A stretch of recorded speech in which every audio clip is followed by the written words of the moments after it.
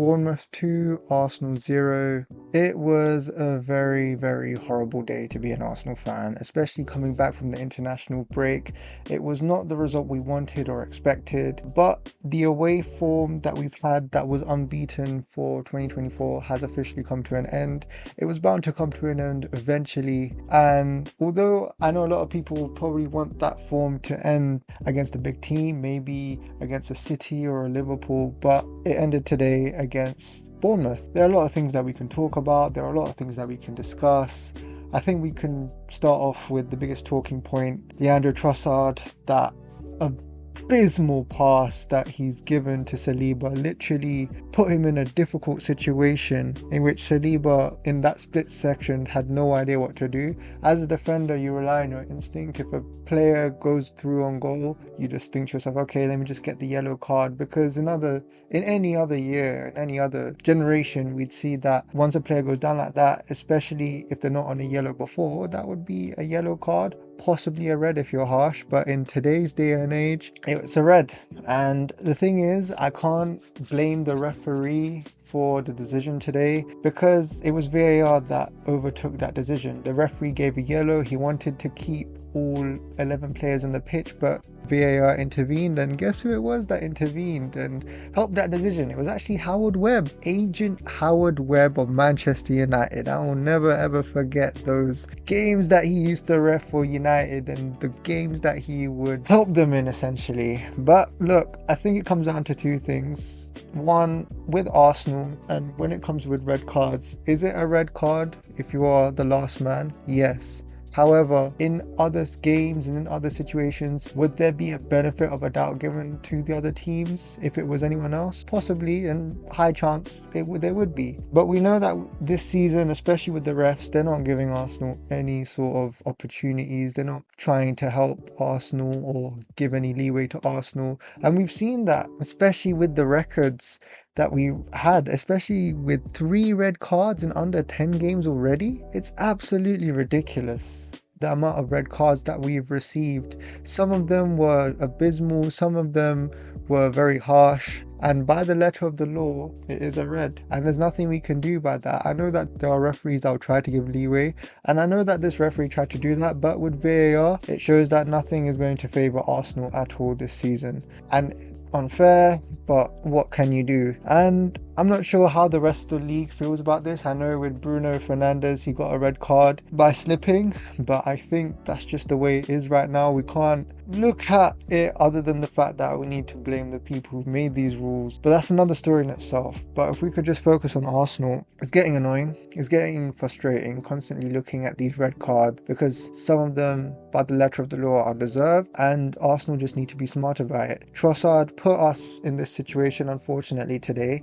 and it has now caused Saliba to possibly miss either the next match or the next 3 games. And if we were to look at the next match, it's against Liverpool at home, which is a very, very big match. I know that they have Arne Slot, but there's still a good chance that Liverpool could beat Arsenal at the Emirates. And especially when with this red card, I know Liverpool probably be energized and ready to play Arsenal. It's a shame for Raheem Sterling. He came in for Bukayo Saka, and I told everyone that Raheem Sterling will be the backup to Bukayo Saka. He may play on the left and the right, but he's there to provide Bukayo Saka some competition. And unfortunately, he had to be the sacrificial lamb today. Hopefully, he can get more chances. Maybe we can see more of him this season, and I know we will. But although that he did do well in the game against Bolton, we need him to help out, especially when it comes to the league. I thought that there was a lot of things wrong today. The midfield with Marino, Partey and Rice, it just looked very defensive. We needed more of a sort of creativity in the middle, and I wasn't sure who was going to do it.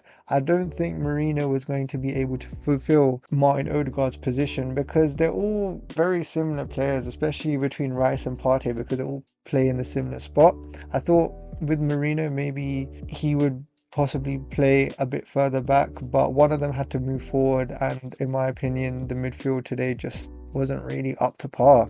I think with Marino, it's good that he should just stay on the left because he's left-footed, but it's starting to show that we're really missing Martin Odegaard, because he was our creative link, and we've managed to get by with Trossard or Jesus playing down the middle, but that is one of the things that I will criticize Mikel Arteta on, is probably on the team selections, because I think we needed more creativity down the middle, and I don't think putting Trossard on the left would help that. But we need to manage our players, and there's nothing much we can really do. Raya today, I thought his handling wasn't really great. He's been on great form, but he's looked very shaky this game, and his distribution is quite bad. And if we looked at the players that we had on the field today, I think even though we were missing Saka and Odegaard, I think the quality is enough over there. Although Bournemouth, even after the red card, just looked a lot better, and we try to be compact, but there comes a point in time that even Arsenal would get broken down, and it happened today. With Saliba gone, Odegaard gone, Saka gone, those are big misses, but I believe even then we should have enough to beat Bournemouth, and especially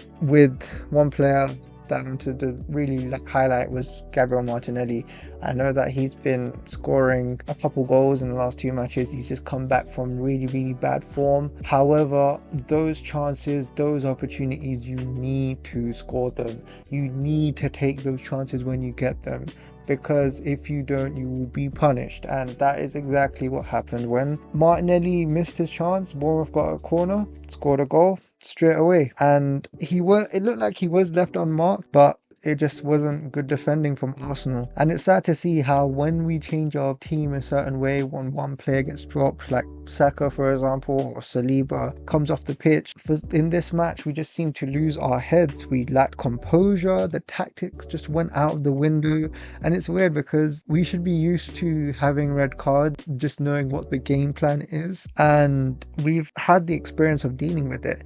Anyone that said that Arsenal would be invincible this season are living a pipe dream. There were always chances, there always the possibility, or like a high probability, that Arsenal will lose a game, because as good of a team Arsenal is, to be invincible, it's once in a generation. And as good as this Arsenal team is, I don't think we're quite there yet, especially with Kai Havertz. He tried his best up there, but he wasn't able to get any service, and the reason why we couldn't get any service is because we lack creativity in the midfield. But I think one of the most important things that I looked at this game was the fact that the way we lost our heads and the way we sort of waved the white flag, and that's something for me that's unforgivable. And I saw this when Kiwior made that mistake, and he especially got hooked off, and rightly so. He was brought in to replace Saliba, or to cover Saliba's spot and pull out a good defensive performance today when we needed it, and he just wasn't able to do that, and in fact he costed Arsenal another goal. And I think some serious questions need to be asked with Kiwior. And look, Saliba's a very top class defender, but I would expect somebody who is a backup to at least not make a mistake and just sort of, or not make mistakes to that level where it cost us a goal, and to just see out the game and to help the team the best way it can. And I think with Kiwior, when he comes on, he just doesn't have that ability. And in the summer transfer window, we were looking to possibly sell him, so I don't know, I think maybe it might be time to move on from him if there is the chance, because I think I've seen enough of him to come to the conclusion that maybe we need to possibly look to improve our defense in that area if we can. The other thing, I know the good idea in the next game would probably to play Benjamin White down the centre-back position with Gabriel, because he's done it before. Before Saliba came to the team, Ben White and Gabriel were the centre-back pairing, so they could possibly do it over the next game or however many games that Saliba's out, but we're just going to have to wait and see. But yeah, not a very good performance, not happy at all. We're going to have to see how we do against Liverpool. And the reason why I'm upset about this performance is the fact that you can lose, but it's the way you lose. It wasn't some lucky goal. Arsenal made the mistakes themselves and cost the match themselves. And if you want to go in the title, you need to minimize these types of gains as much as you can. And I haven't seen this from Arsenal in a very long time, so I really hope Mikel Arteta is really giving them a good talking to in the dressing room. But we move on. Let's see how we do in the next game. Hopefully Saka comes back, Timber comes back. There's maybe some talks of Odegaard coming back as well, but I think some of that may be a bit of wishful thinking. But yeah, hopefully I get to see you all in the next video. Let's hope Arsenal do a better performance next time. Bye bye.